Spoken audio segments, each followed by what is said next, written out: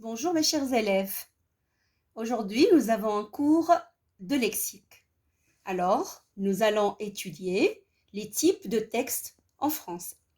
Donc, après avoir beaucoup lu de textes à la longueur de votre parcours dans la langue française, vous avez pu constater qu'il y a plusieurs types de textes.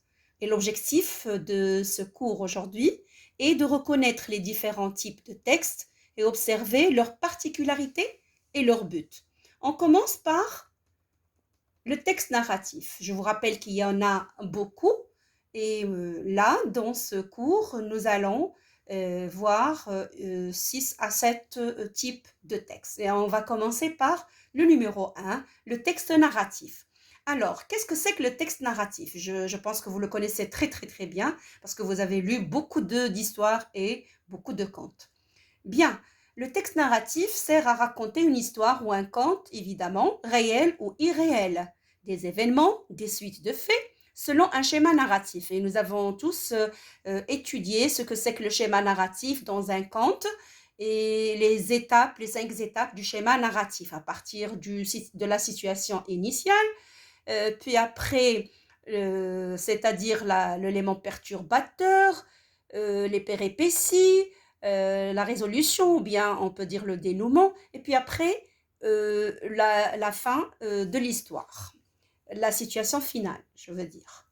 Eh bien, et là, tout cela marque déjà les caractéristiques d'un texte narratif. Et les exemples des textes narratifs sont des récits historiques qu'on peut trouver dans le roman, légende, reportage, journalistique ou bien une nouvelle. On passe à un genre de texte ou bien un type de texte qui est le texte descriptif. Aussi, vous le connaissez très bien, il s'agit de peindre au lecteur un lieu ou un personnage, comme on fait toujours dans l'analyse et la critique de nos textes dans notre lecture ou bien les histoires que vous lisez tout le temps. Donc, il s'agit ici d'un texte descriptif et on a fait pas mal de fois en classe, nous avons fait la description morale et physique de nos personnages. Et bien, c'est de la même manière. Le texte descriptif alors permet une description détaillée des caractères physiques et moraux, comme on en a fait dans Le Petit Tailleur, comme on en a fait aussi pour La Belle et ses sœurs, etc. Donc, on donne des descriptions des caractères physiques et moraux. Et dans les exemples, là, on a des guides touristiques où vous avez des descriptions des lieux, des pays et tout. Et le roman qu'on vous avez lu, comme vous avez déjà lu le texte comment dirais-je, de plusieurs contes. Aussi bien dans un texte documentaire, vous pouvez trouver un texte descriptif. Je passe maintenant à un texte argumentatif. Et là, ce genre de texte, vous le connaissez pas beaucoup, mais je pense que dans un autre niveau, un peu plus haut, au collège, vous allez étudier ce que c'est qu'un texte argumentatif. Mais je vous donne déjà une idée. Alors, le texte argumentatif, son but est de persuader. Persuader, c'est convaincre en apportant des éléments pour appuyer le point de vue de l'auteur, c'est-à-dire en donnant des justifications, des preuves, etc., pour appuyer, pour soutenir l'opinion ou bien le point de vue de l'auteur ou de l'écrivain. Exemple, essai, plaidoyer, critiquer ou un film ou une œuvre.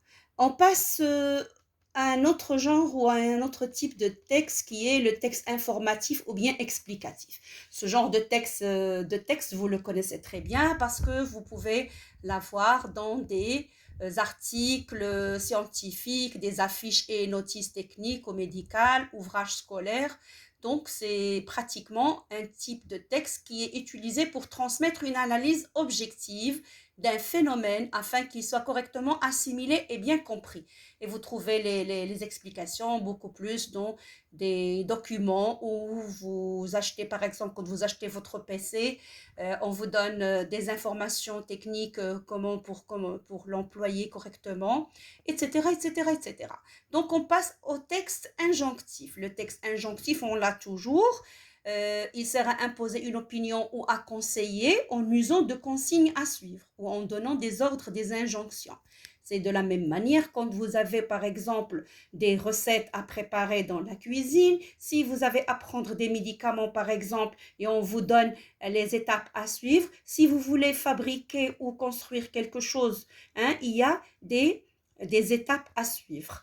Et je passe au texte dialogue. Et là, vous le connaissez bien, récemment, on avait travaillé dans l'expression écrite, rédiger un dialogue. Et le texte dialogué, il rapporte la conversation entre plusieurs personnages. On peut le trouver dans des interviews, dialogues de théâtre, rapports de débat, etc., etc. Donc, on peut avoir des paroles rapportées sous forme de dialogue. Et là, c'est un texte dialogué. On peut toujours dire un dialogue. Alors, le dernier type de texte, c'est le texte poétique. C'est ce que vous aimez beaucoup, hein, n'est-ce pas? Et on peut dire un texte rhétorique ou bien un texte poétique. Et ce texte sert à jouer avec des mots dans une grande liberté créative et à faire ressentir des émotions. Exemple, poème, cantine, chanson, proverbe, etc. Je pense que vous avez bien eu maintenant une grande idée sur les types de textes. Et ce cours-là vous aidera à bien préciser lors des examens, des exercices, de préciser le type du texte que vous étudiez. Et bien sûr, dans votre lecture, à chaque fois que vous fassiez une lecture, que vous avez un texte à analyser, à critiquer, à interpréter, la première des choses, c'est de savoir de quel type de texte il s'agit.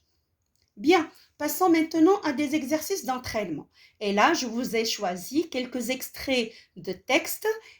Ils ne sont pas organisés comme la leçon, mais c'est à vous de les organiser en précisant quel est le type de texte et en donnant des justifications. Je vais essayer de vous lire le texte pour déjà que vous ayez une bonne connaissance de lecture, de la prononciation et aussi de la ponctuation.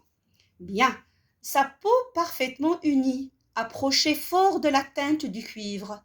Ses yeux étaient obliques, mais admirablement fondus, ses lèvres un peu fortes, mais bien dessinées, et laissant voir des dents plus blanches que des amandes sans leur peau. Ses cheveux peut-être un peu gros étaient noirs, à reflets bleus comme l'aile de corbeau, long et luisant. Alors là, je vous laisserai le temps de regarder vous-même, de relire et de donner la bonne réponse. Là, c'est un extrait de L'Enfant de Jules Vallès. J'ai lu déjà ce roman. C'est un magnifique roman. Et je passe au texte B. J'étais quasi prisonnier, mais la mer hantait mes songes avec les plus séduisantes perspectives d'aventure en des îles inconnues. Des heures entières, je rêvais à la carte dont je me rappelais nettement tous les détails. Assis au coin du feu dans la chambre de l'intendant, j'abordais cette île en imagination par tous les côtés possibles. Je l'explorais dans toute sa superficie, j'escaladais à 1000 reprises la montagne dite Longue Vue et découvrais de son sommet des paysages aussi merveilleux que divers. Tantôt l'île était peuplée de sauvages qu'il nous fallait combattre, tantôt pleine d'animaux féroces qui nous pourchassaient, mais aucune de mes aventures imaginaires ne fut aussi étrange et dramatique que devait l'être pour nous la réalité. C'est aussi un extrait de Robert Louis Stevenson, L'île au trésor. Et je sais bien que d'entre vous, hein, je suis tout à fait sûre que vous avez des élèves, des camarades qui ont déjà lu L'île au trésor. Et moi-même, quand j'avais votre âge, hein, au collège, je l'ai lu. Alors, je passe au texte C. Fonction et particularité, la vitamine C participe à la formation du collagène, une substance qui assure la structure du muscle, des tissus vasculaires, des os et du cartilage dans l'organisme.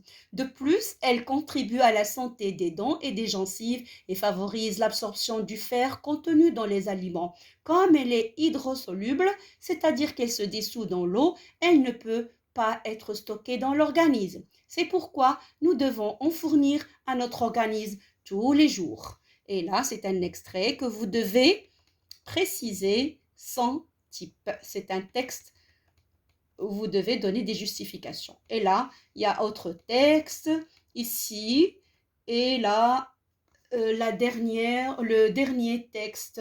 Et je vous donne le temps de faire votre exercice tranquillement. Et on va reprendre contact en fin d'après-midi pour corriger ensemble. Je vous souhaite une bonne journée et à bientôt. Au revoir.